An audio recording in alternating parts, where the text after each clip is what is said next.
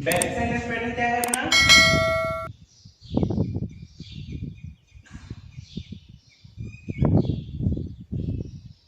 Basic sentence pattern क्या है? वो है सब्जेक्ट, वर्ब और क्या है? ऑब्जेक्ट। ये हमारे बेसिक सेंटेंस पैटर्न है। अब हम बात करते हैं कि सेंटेंस बनाने के लिए क्या तीनों शब्दों की आवश्यकता है? जैसे मैं आपके सामने यहां पर एक वर्ड लिखता हूं, गो। अब गो का मतलब क्या है? जाओ। गो का मतलब क्या है? जाओ। कहने का मतलब एक पूरा सेंटेंस बन गया ये। अब पूरा सेंटेंस बन गया तो गो का मतलब है जाओ, पूरा सेंटेंस है। तो इसमें सब्जेक्ट क्या है, ऑब्जेक्ट क्या है? अब इसमें ना तो सब्जेक्ट है ना ही ऑब्जेक्ट है। कहने का मतलब हमारा सेंटेंस किससे बन सकता है? केवल वर्ब से भी बन सकता है। जरूरी नहीं है उसमें सेंटेंस में सब्जेक्ट हो, जरूरी नहीं है उस सेंटेंस में क्या हो? ऑब्जेक्ट हो। हम पढ़ रहे हैं वर्ब के बारे में। वर्ब को हिंदी में क्या बोलते हैं? क्रिया बोलते हैं। और क्रिया, इसको हम एक्शन भी बोल सकते हैं। क्या बोल सकते हैं? एक्शन भी बोल सकते हैं। क्रिया का मतलब होता है कर्ता के द्वारा किया हुआ कार्य। कर्ता के द्वारा किया हुआ कार्य, हम इसको बोल सकते हैं कर्ता के द्वारा या सब्जेक्ट के द्वारा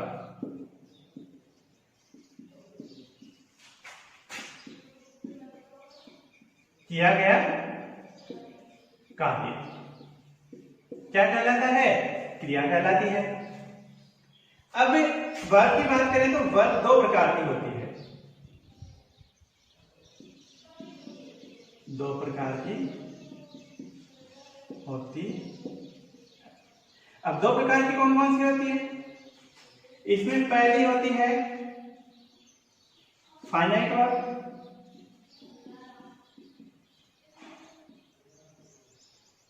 और दूसरी होती है non finite verb.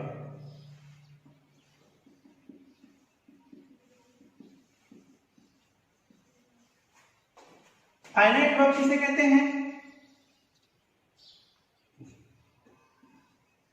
Finite verb उसे कहते हैं वे क्रियाएं जिनके द्वारा वाक्य के टेंस का पता चलता हो, उसे हम कहेंगे फाइनाइट वर्ब। कहने का मतलब इससे वाक्य के किस चीज का पता चलता होगा? टेंस का पता चलता होगा। कहने का मतलब फाइनाइट वर्ब का अपना क्या होता है? टेंस होता है। टेंस होता है।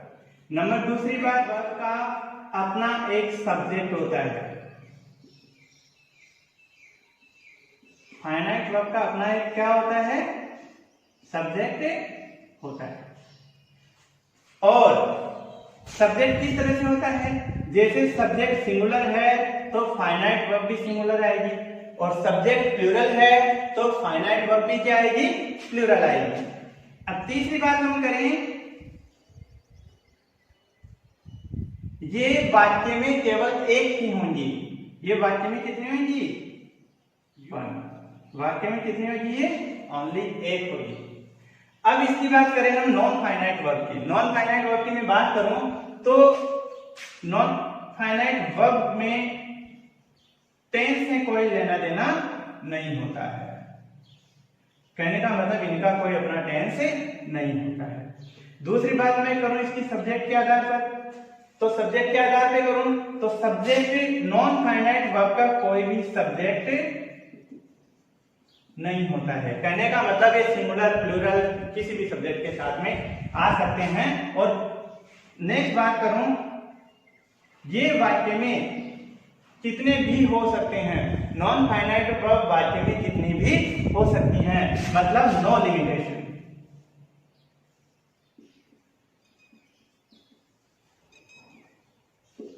नो लिमिटेशन, इनकी कोई लिमिटेशन नहीं है कि वाक्य में कितनी आएंगी कितनी नहीं आएंगी। अब हम कुछ फाइनाइट वर्ब और नॉन फाइनाइट वर्ब के कौन कौन सी होती है इनके बारे में जान लेते हैं।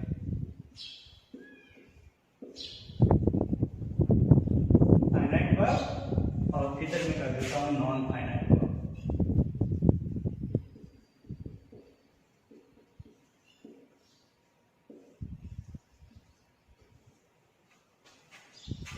देखो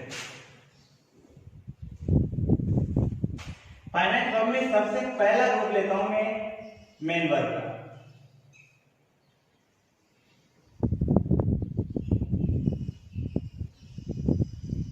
देखो मेन वर्ब कौन कौन सी हो सकती है? एक तो फर्स्ट वर्ब होती है, एक होती है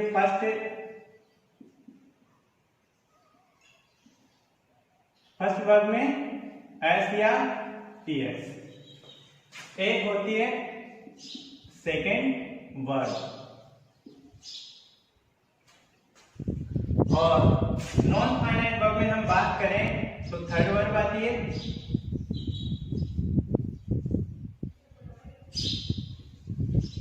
फोर्थ वर्ब आती है और फिफ्थ वर्ब आती है। अब मैं आपसे एक बात बता दूं यहाँ पर कि वर्ब की फर्स्ट फॉर्म या फर्स्ट वर्ब हमेशा, कहने का मतलब वर्ब का मूल रूप हमेशा क्या होता है? प्लूरल होता है। और यदि किसी मूल रूप में ऐसे एस लग जाता है तो वह वर्ब सिंगुलर हो जाती है। और सेकंड वर्ब सिंगुलर भी होती है और प्लूरल भी होती है, और इनका कोई भी वचन नहीं होता है, इनका कोई भी नंबर नहीं होता है। कहने का मतलब जब इसमें नंबर होता है, सिंगुलर प्लूरल होता है, तो ये सिंगुलर वर्ब तो सिंगुलर सब्जेक्ट के साथ आएगा और प्लूरल वर्ब प्लूरल सब्जेक्ट के साथ में आएगा। नेक्स्ट बात करते हैं हम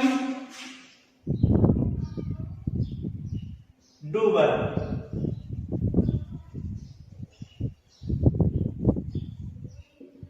डू वर्ब में पहली तो होती है डू और दूसरी होती है डज और तीसरी होती है डिड। तो डू मूल वर्ब है, मूल फॉर्म है, तो ये हो गए प्लूरल, और डज मूल फॉर्म में ऐसे ये लगा हुआ है तो ये हो गया सिंगुलर। और डिड क्या होता है? सिंगुलर भी होता है और प्लूरल भी होता है। आगे की बात करें हम बी वर्ब की।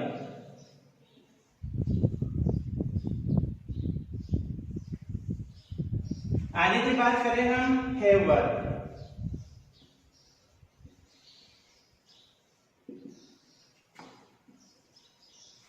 हैव वर्ब में होता है हैज,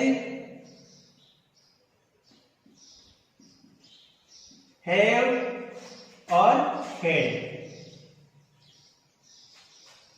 हैज होता है सिंगुलर, हैव होता है प्लूरल, और हेड सिंगुलर भी हो सकता है और प्लूरल भी हो सकता है। आगे की बात करें हम बी वर्ब।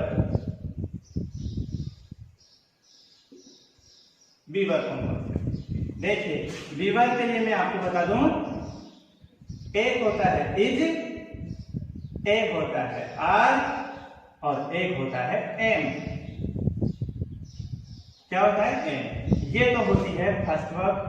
कौन सी होती है भाई? ये फर्स्ट वर्ब। और दूसरी सेकंड वर्ब होती है इसकी वॉज और वर। देखिए अब जो ये दोनों हैं, ये दोनों इज और वॉज, ये दोनों तो सिंगुलर होते हैं। क्या होते हैं भाई? सिंगुलर होते हैं। और आर और वर होते हैं प्लूरल होते हैं। आर और वर क्या होते हैं? प्लूरल होते हैं। और आई के साथ हमेशा एम का यूज होता है। आई के साथ किसका यूज होता है? एम का यूज होता है। ये हो गई हमारी बी वर्ब। और बी वर्ब में नॉन फाइनाइट वर्ब की बात करें तो बी वर्ब की थर्ड फॉर्म होती है बीन। क्या होती है भाई? बीन। बी वर्ब की फोर्थ फॉर्म होती है बीइंग,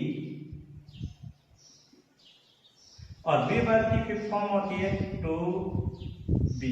कहने का मतलब फोर्थ फॉर्म क्या होती है, फर्स्ट वर्ब में आईएनजी फॉर्म, और फिफ्थ वर्ब क्या होती है, फर्स्ट वर्ब में टू और फर्स्ट वर्ब, ये क्या होती है, फिफ्थ वर्ब। नेक्स्ट बात करें हम पांचवी मॉडल्स की।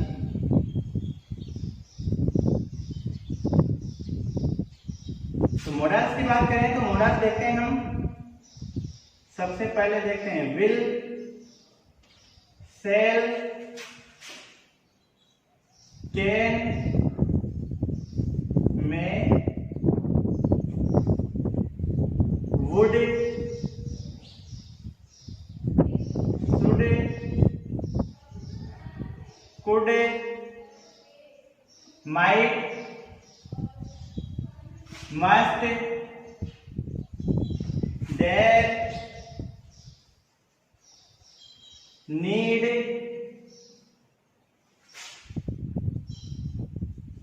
Used to, ought to।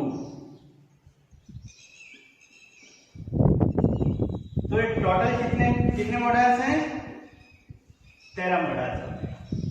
तो इस तरह से ये हो गए हमारे मॉडल्स, और ये हो गए हमारे फाइनाइट वर्ब, ये हो गए हमारी नॉन फाइनाइट वर्ब। कुछ उदाहरण लिखता हूं आपके पास में,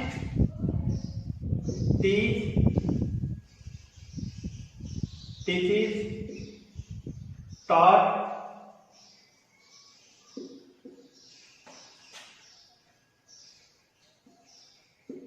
is teaching,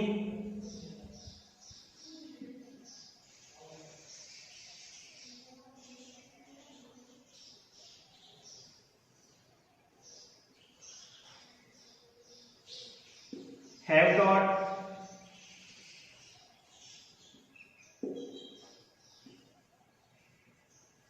have been taught,